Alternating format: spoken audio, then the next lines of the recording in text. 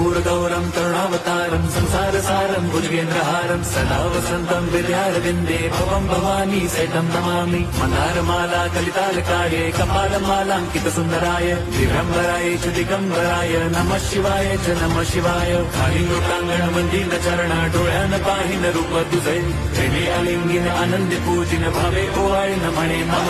त्वमेव माता पिता त्वमेव बन्धुश्च सखा त्वमेव विद्या द्रविणं त्वमेव सर्वं मम देवदेव। कायेन वाचा मनसेन्द्रियैर् वा बुद्ध्यात्मना वा प्रकृति स्वभावात् करोमि यद्यत् सकलं परस्मै नारायणायति समर्पयामि। अच्युतं केशवं राम नारायणं कृष्णदामोदरं वासुदेवं हरिं श्रीधरं माधवं गोपिका वल्लभं जानकीनायकं रामचन्द्रं भजे।